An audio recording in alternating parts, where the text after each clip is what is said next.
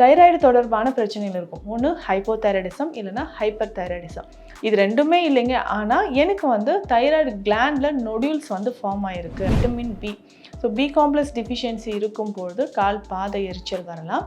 சித்த மருத்துவ அடிப்படையில் பார்க்கும்பொழுது உடலில் பித்தம் அதிகமாகும்போது இந்த கண்டிஷனில் வீக்கம், கால் வீக்கம் இருக்கும். குதிகாலில் வந்து வலி அதிகமாக இருக்கும். இதனோடு சேர்ந்து கால் பாதம் முழுவதுமே நமக்கு வீக்கம் அதிகமாக தெரியும். ஒரு சிலருக்கு சென்சேஷனே தெரியலங்க. கால் தரையில் இருக்கா இல்லையானே தெரியல, காலில் செப்பல் இருக்கான்னு தெரியல, நான் எது மேலேயும் நடக்கிற மாதிரி இருக்கு. அந்த அளவுக்கு எனக்கு மறுத்து போகிற ஒரு இரவு நேரத்தில் உறங்கும்பொழுது, இரவு நம்ம தூங்கும்பொழுது என்ன பண்ணோம்னா பசு நெய்யை வந்து நம்ம காலில் தடவிடணும். ஸோ உள்ளங்காலில் ஒரு 5 துளி நெய்யை வந்து நல்லா தடவிட்டு. ஹெல்த் கஃபே தமிழ் வியூவர்ஸ் அனைவருக்கும் வணக்கம். நான் டாக்டர் நித்யா, சித்தா ஃபிசிஷியன். ஒரு சிலருக்கு இந்த கால் பாத எரிச்சல் இருந்துக்கிட்டே இருக்குங்க. எதனாலனே தெரியல, எனக்கு கால் பாத எரிச்சல் இருந்துக்கிட்டே இருக்கு. ஸோ யங் அடல்ட்ஸில் இருந்து வயதானவர்கள் வரைக்கும் இந்த பிரச்சனை இருக்கும். பொதுவாக காலையில் எந்திரிச்சதுலேருந்து எனக்கு கால் பாதங்களில் ஒரு மாதிரி எரிச்சல் இருக்குது அப்படின்னு சொல்லுவாங்க. கால் தரையில் ஊனவே முடியல, சில நேரங்களில் மறுத்து போகிற மாதிரியான ஒரு உணர்வு, நம்னஸ் இருக்குது அப்படின்னு சொல்லுவாங்க. ஸோ இதற்கு எல்லாமே நிறைய காரணங்கள் இருந்தாலும் முதன்மையான ஒரு காரணம் அப்படின்னு நம்ம கொண்டு வந்தோம்னா நம்மளுடைய பிளட் சுகர் லெவல். ஸோ நமக்கு உடலில் இருக்கக்கூடிய, ரத்தத்தில் இருக்கக்கூடிய சர்க்கரையோட அளவு எந்த அளவுக்கு இருக்கோ, ஸோ அதிகமாச்சுன்னா நிறைய பேருக்கு கால் பாத எரிச்சல் இருக்கும். ஸோ நிறைய பேர் சொல்லுவாங்க, உடனே கால் பாத எரிச்சலாக எனக்கு சுகர் இன்க்ரீஸ் ஆயிடுச்சுன்னு நினைக்கிறேன் அப்படின்னு சொல்லுவாங்க. ஸோ அந்த அளவுக்கு என்னென்னா, சுகர் இன்க்ரீஸ் ஆனால் நமக்கு ஏன் கால் பாத எரிச்சலில் வருது அப்படின்னு பார்க்கும்போது, கால் பாதங்களில் இருக்கக்கூடிய நரம்புகள் நமக்கு பாதிப்பு அடைவதனால வரக்கூடியது.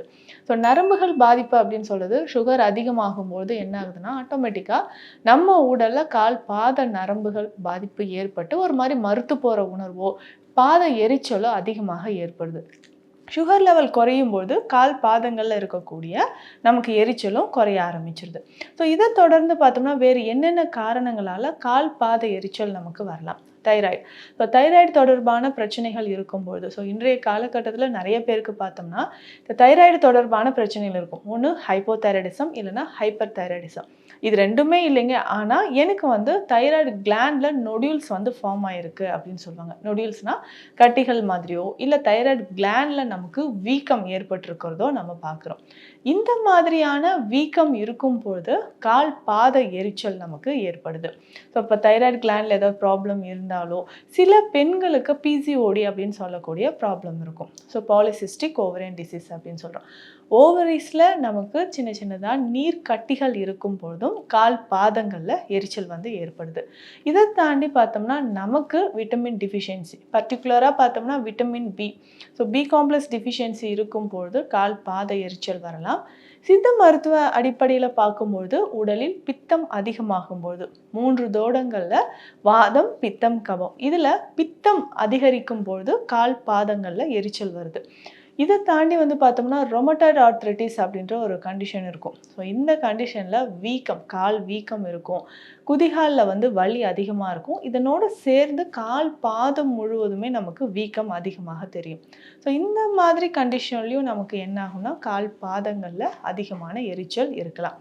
இப்போ இதற்கு என்னென்ன வழிமுறைகள் பண்ணலாம்? முக்கியமாக இது எல்லாத்துக்குமே பார்த்தோம்னா கால் பாதங்களில் நரம்புகள் வலிமையாக இருக்கும்போது எரிச்சல் வந்து நமக்கு வராமல் இருக்கும்.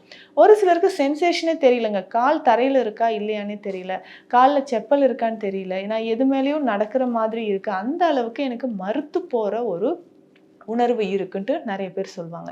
ஸோ இதுவுமே நம்ம கால் பாதங்களில் வரக்கூடிய பிரச்சனைகள் தான். இதற்கு பேசிக்காக கால் பாத நரம்புகளை நம்ம வந்து வலிமை சேர்க்கும் பொழுது கொஞ்சம் கொஞ்சமாக இதிலிருந்து நமக்கு நிரந்தரமான ஒரு தீர்வு கிடைக்கும். முதல்ல பிளட் சுகர் லெவலை வந்து நம்ம குறைக்கணும். ஸோ பிளட் சுகர் லெவல் குறைக்கும் பொழுது கால் பாதங்களில் எரிச்சல் வந்து குறையும். கால் பாத எரிச்சல் இருக்கிறவங்க ஃபஸ்ட்டு நம்ம என்ன செய்யணும்னா, ஸோ தினம்தோறும் ஒரு மாலை வேளையிலையோ இல்லை இரவு நம்ம தூங்குவதற்கு முன்னாடியோ ஒரு அகலமான ஒரு பாத்திரத்தில் நல்ல வெதுவெதுப்பான தண்ணீர் எடுத்துக்கணும்.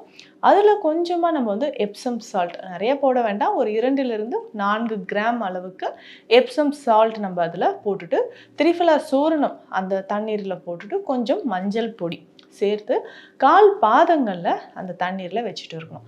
இந்த மாதிரி ஒரு 10லிருந்து 15 நிமிடங்கள் தொடர்ந்து நம்ம வந்து இரவு நேரத்துலையோ இல்லை மாலை வேலைகள்லையோ நம்ம இதை பயன்படுத்திகிட்டே வச்சுக்கிட்டே வரும்போது கால் பாத நரம்புகள் நமக்கு வலிமையாகும், கால் பாத எரிச்சல் குறையும், பித்தம் வந்து நமக்கு குறைய ஆரம்பிக்கும்.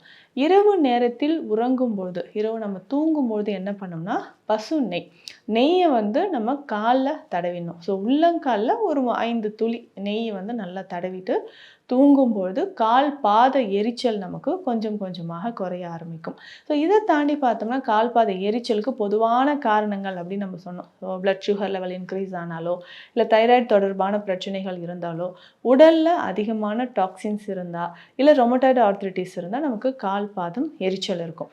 இதற்கு பேசிக்காக நம்ம என்ன பண்ணலான்னா சீந்தில் சூரணம் இதை வந்து நம்ம பயன்படுத்தலாம். இந்த சீந்தில் சூரணம் சொல்கிறது இந்த கால் பாத எரிச்சலுக்கு நம்ம சொன்ன காரணங்கள் எல்லாத்தையுமே வந்து அது சரி செய்யக்கூடியது. அதற்கு எல்லாத்துக்குமே ஏற்ற ஒரு மருந்து அப்படின்னு பார்த்தோம்னா சீந்தில் சூரணம் நம்ம பயன்படுத்தலாம்.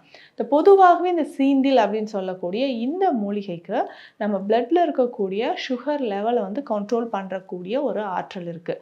ஸோ பிளட் சுகர் லெவல் குறையிறதுக்கும், பிசிஓடி ப்ராப்ளம் நிறைய பெண்களுக்கு இருந்தால் அதை சரி செய்கிறதுக்கும் நமக்கு சீந்தில் சூரணம் பயன்படுது.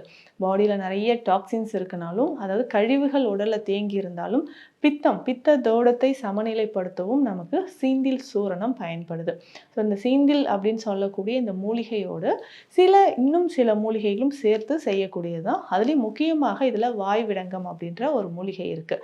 இந்த சீந்தில் சூரணத்தில் இந்த வாய்விடங்கம் சேர்த்து செய்யக்கூடிய மருந்துகள். ஸோ இந்த வாய்விடங்கம் சேர்த்து நம்ம எடுக்கும் பொழுது ஸ்பெஷலாக பார்த்தோம்னா குடல் பகுதியில் இருக்கக்கூடிய கழிவுகளாக இருக்கட்டும், இல்லை நமக்கு லிவரில் இருக்கக்கூடிய டாக்ஸின்ஸ் இது எல்லாமே வெளியேறுவதற்கு நமக்கு வாய்விடங்கம் பயன்படுது. அப்போ சீந்தில் சூரணத்தில் வாய்விடங்கம் ஒரு முக்கிய மூலிகையாக இருக்குது. இதனோடு சேர்த்து பார்த்தோம்னா மிளகு இதில் இருக்குது, சதக்குப்பை, அதிமதுரம், இந்த மூலிகைகள் எல்லாமே சேர்ந்திருக்கிற ஒரு முக்கியமான ஒரு மருந்து தான் சீந்தில் சூரணம். இது தினம்தோறும் நம்ம காலை இரவு 2 வேளையும் நம்ம சாப்பிட்டுட்டு வரணும். இது வந்து சுகர் இருந்தாலும் சரி, தைராய்டு பிரச்சனை இருந்தாலும் சரி, இல்லை ரொமட்டாய்டு ஆர்த்ரிட்டிஸ் இருக்குது, இல்லை பிபி இருக்குது, ஸோ இந்த மாதிரி பிரச்சனைகளோடு எனக்கு கால் எரிச்சல் இருக்குது அப்படின்னு சொல்கிறவங்க 5 கிராம் அளவுக்கு இந்த சூரணத்தை வெந்நீரில் கலந்து காலை இரவு 2 வேளையும் நம்ம பயன்படுத்தலாம். ஸோ இந்த மாதிரி பயன்படுத்தும் பொழுது கொஞ்சம் கொஞ்சமாக கால் பாத எரிச்சல் நமக்கு குணமாகுது.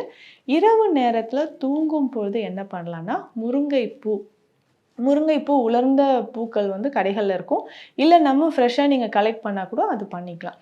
ஸோ முருங்கைப்பூவை எடுத்து நல்லா நிழலில் உலர்த்தி பவுடர் பண்ணி வச்சுக்கணும். ஸோ இந்த பவுடர் ஒரு 1/4 டீஸ்பூன் அளவுக்கு எடுத்து பாலில் கலந்து இரவு நேரத்தில் நம்ம குடிச்சிட்டே வரணும். இதனோட கொஞ்சம் பனங்கற்கண்டு சேர்த்துக்கலாம்.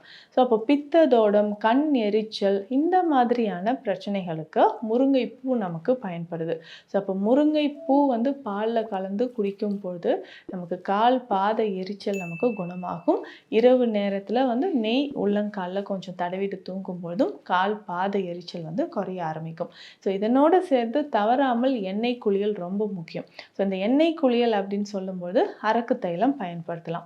அரக்கு தைலம் அப்படின்னு சொல்கிற விஷயம் நம்ம உடலில் இருக்கக்கூடிய 3 தோடங்களையும் சமநிலைப்படுத்தக்கூடியது.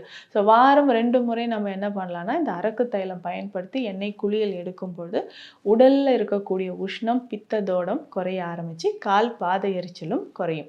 ஸோ இந்த பதிவில் சொல்லியிருக்கக்கூடிய விஷயங்கள் உங்களுக்கு பயனுள்ளதாக இருக்கும்னு நினைக்கிறேன். மீண்டும் அடுத்த பதிவில் சந்திக்கலாம். நன்றி. இந்த வீடியோ உங்களுக்கு பிடிச்சிருந்தா லைக் பண்ணுங்க, ஷேர் பண்ணுங்க, கமெண்ட் பண்ணுங்க. மறக்காம ஹெல்த் கஃபே தமிழ் சேனலை சப்ஸ்கிரைப் பண்ணிட்டு பெல் பட்டனை கிளிக் பண்ணிடுங்க.